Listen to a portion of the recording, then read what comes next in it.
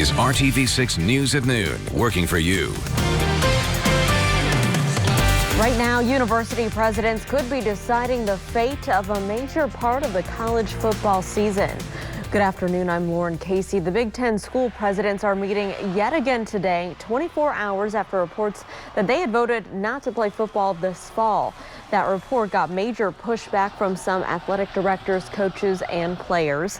Today's meeting began an hour and a half ago. ESPN and other outlets are reporting that a final decision on football was expected to come from that meeting.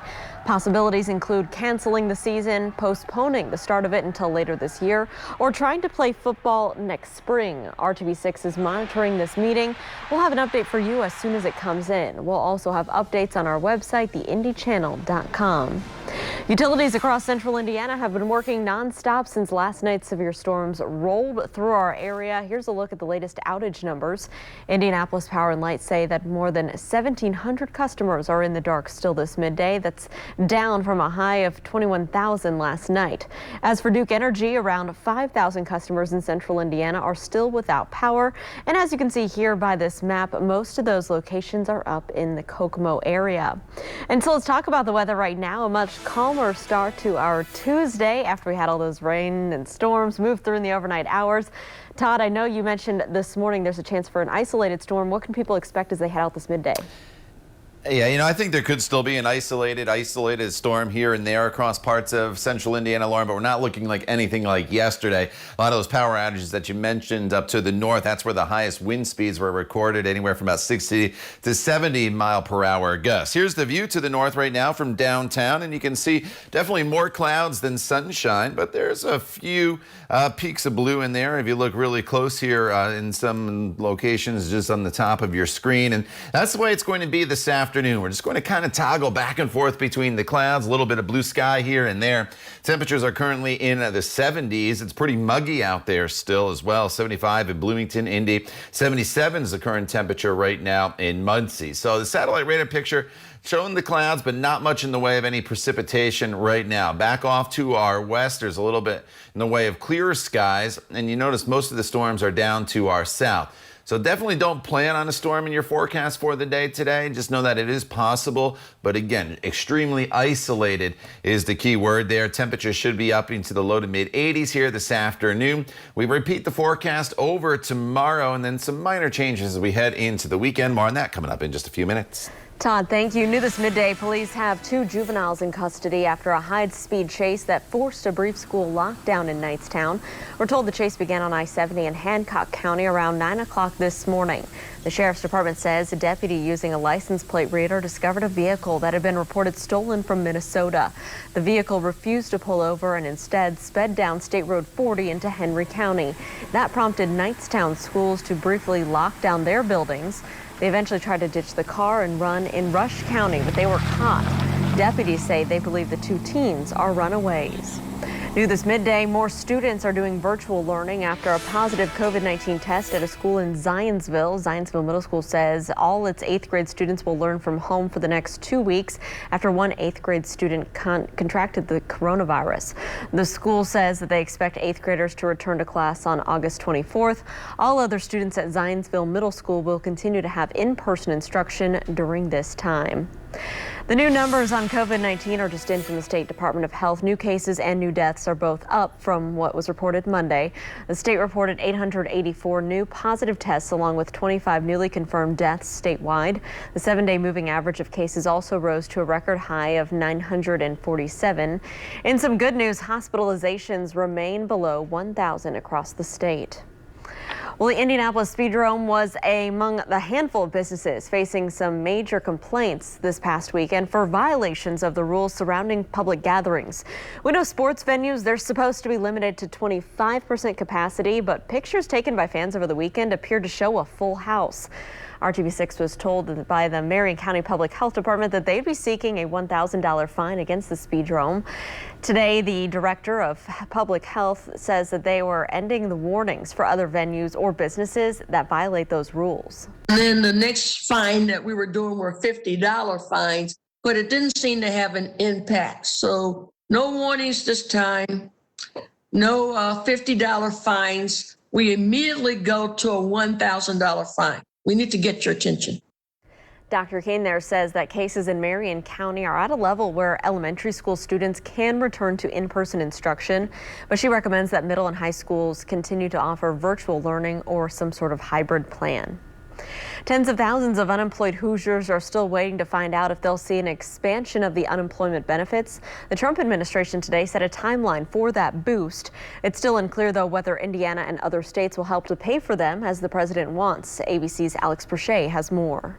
The Trump administration pushing an aggressive timeline for states to distribute new $400 weekly unemployment benefits. Within the next week or two, most of the states will be able to execute. That's despite many governors saying they can't help pay these benefits under the new terms.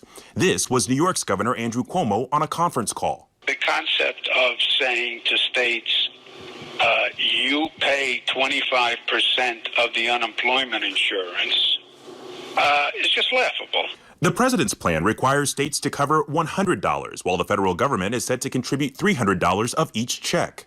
It would last until December 6th. The state does not have an identified resource of $700 million per week that we haven't already obliged. There is no money sitting in the piggy bank of the previous CARES Act. Many families are desperate for something, as the previous $600 benefit expired last week. That extra $600 has been a lifeline to us to keep the roof over our heads, keep food on the table. We cannot work, and it's no fault of our own. As millions of Americans struggle to make ends meet through the pandemic, the fight to end it through a viable vaccine continues. Today, Health and Human Services Secretary Alex Azar is in Taiwan, studying how the country has managed to fight the virus.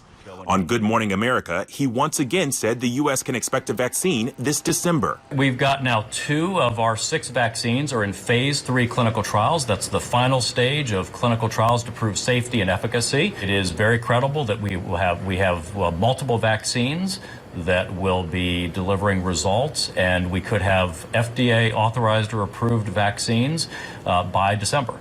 Secretary Azar also commenting on Russia's claims of having a pre-regulatory coronavirus vaccine. Azar saying the point is not to have the vaccine first. The point is to have a vaccine that's safe and effective. Alex Perche, ABC News, Washington. Well, she wants to know why he's gone free. Next, the mother of a young shooting victim and the reason she believes his accused killer was allowed to bond out of jail. Todd. And Lauren, it's all quiet in the weather department here. It's not the brightest afternoon for us as we kick off this noon hour, but the good news is it's going to be mainly dry. We'll talk about storm chances, though, returning to the forecast as we go here throughout the course of the week. It's all coming up when the News at Noon continues right here on RTV6.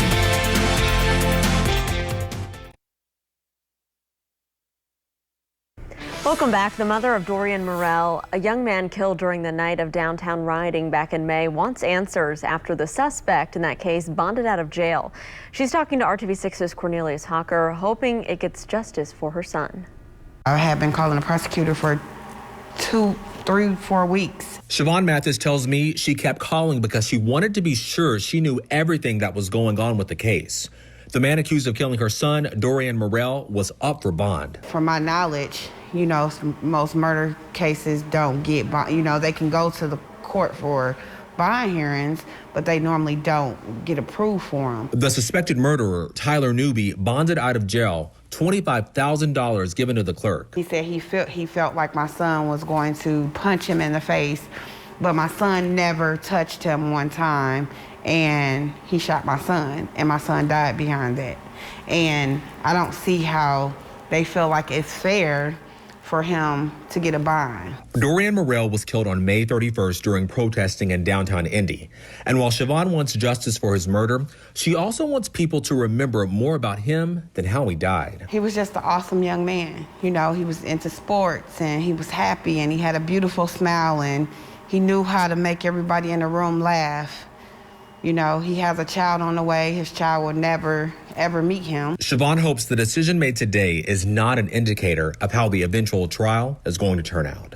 I want justice to be served, and I want it to be done the right way. I don't want violence. I don't want to seek revenge. I just want justice. Working for you, Cornelius Hawker, RTV6. Cornelius, thank you. Now, we reached out to the Marion County Prosecutor's Office to get some more information on the decision to accept that bond agreement. We have not yet heard back. Well, they say they don't want a road through their quiet neighborhood. But up next, how the city where they live says it's growing fast and it's running out of roads to help people get around. And let's take a live look outside right now from our Weather Now camera. Some clouds here over central Indiana. We'll break down Todd's full forecast for the week ahead. That's all coming up right here on the News at Noon. Stay with us.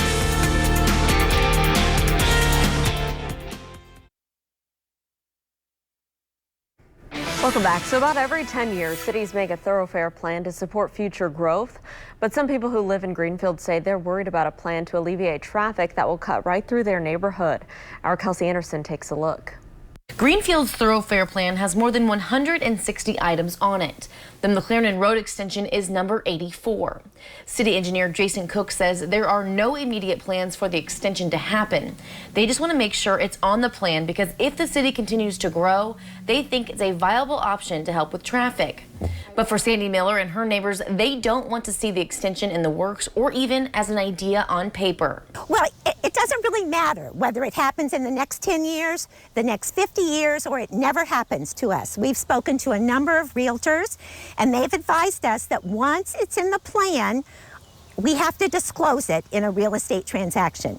So anyone here who wants to sell their home will have to tell the potential buyer, oh, by the way, there's a chance that a 65-foot thoroughfare will run through here, and for this home, you can just walk out and touch the semis. The residents here are also concerned about losing large portions of their yards, the safety of their children, and the wildlife that lives here along Brandywine Creek. Working for you, Kelsey Anderson, RTV6. Kelsey, thank you. Well, the city says there's no plans right now to put the road in, and they haven't done the studies on the environmental impacts yet. The Greenfield City Council is set to vote on that plan next month. Let's take a turn right now to our forecast and talk about what we can expect as you head out the door for your lunch hour, maybe later this afternoon. Todd, it was a busy weather day yesterday, so is Tuesday going to be quieter for us this evening? Much more quiet here, Lauren. Not only this evening, but this afternoon as well. We're only looking at the chance of maybe an isolated thunderstorm here and there across parts of the area. For the most part, we're looking at partly to mostly cloudy skies. Showed you this view at the top of the new newscast, and it showed lots of clouds. Notice the change already. Here about 17 minutes later, and you can see more in the way of sunshine. And that's just the way it's going to be this afternoon. We'll kind of toggle back and forth between the partly to mostly cloudy skies, but you definitely can get out and about. The one thing you'll notice is it's going to be very muggy. The dew points there are still in the mid-60s, so you're definitely going to be working up a sweat, even though the temperatures are in the 70s. But now that we're getting into more and more in the way of sunshine, these temperatures should start to warm more quickly throughout the afternoon hours. 76 in Bloomington, a pair of 7s in Muncie, 75 in Columbus, 73 in Lafayette. Here's where we're going for afternoon highs. Our average high this time of year is 84 degrees, and we'll be pretty close to that in Lafayette as well as Muncie. About 82 degrees your high temperature today in Logansport. We'll go to southern locations, and this is where I think there's probably the best potential for maybe a spot storm in the forecast. 87 in Bloomington as well as Seymour and Bedford.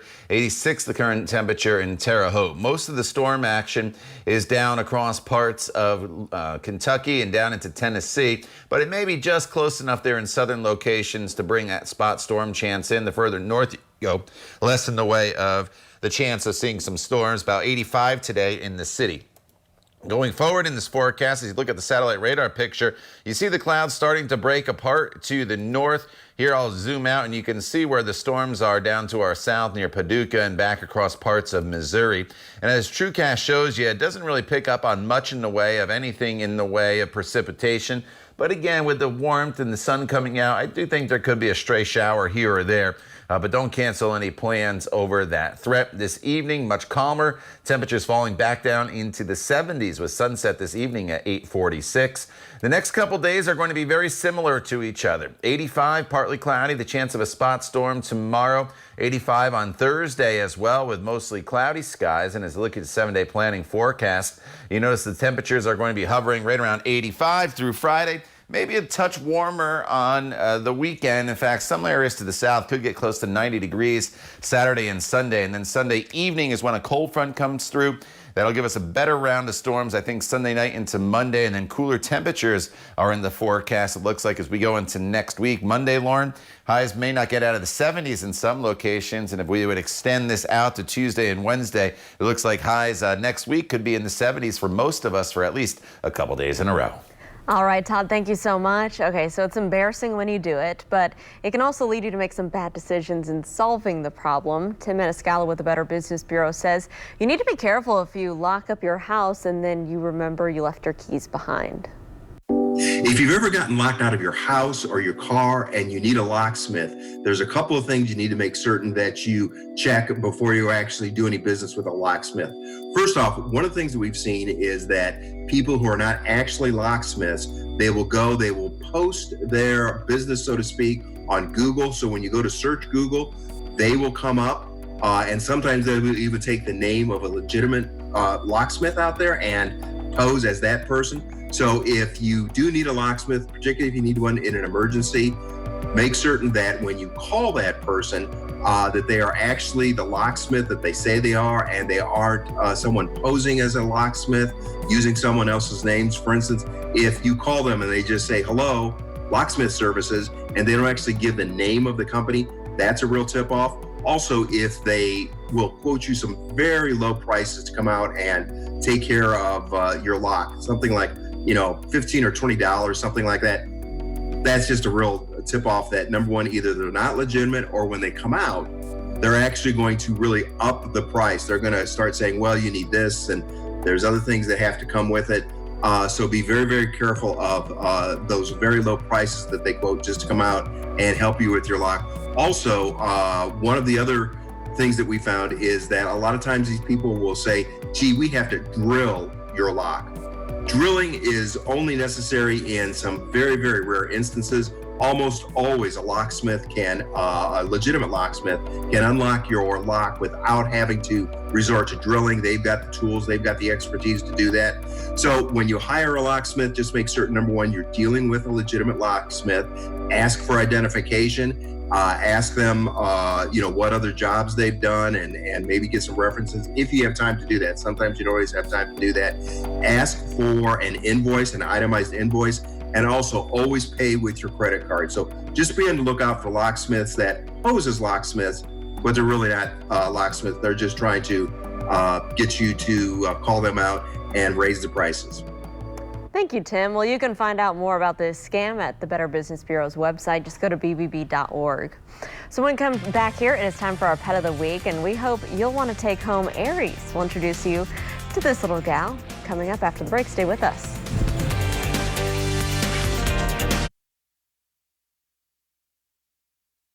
It's Tuesday, and it means it's time to feature our Pet of the Week from Indy Humane. So today I want you to meet Aries. Aries is 1 year old, and she's a beauty queen with a strong personality.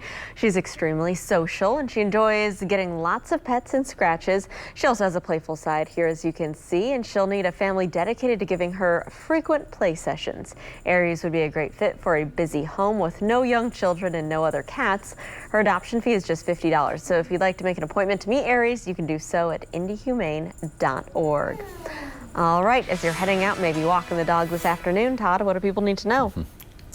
It's going to warm up here. It's been holding pretty steady in the 70s with the clouds that have been placed, Lauren, but we should get up to 85 now that we're getting into more in the way of sunshine. Just the chance of a stray storm here this afternoon. It's a pretty common theme for not only the storm chances, but the temperatures in your 7-day planning forecast. Each day kind of has a storm chance. They're not all that great. It looks a little worse on the graphic than it actually will be. Temperatures very seasonable there in the mid-80s. The change comes Sunday into Monday as a cold front comes in. And that brings in cooler temperatures next week. Lauren. Todd, thanks, and thank you for joining us and making RTV6 your choice for news. Have a great Tuesday.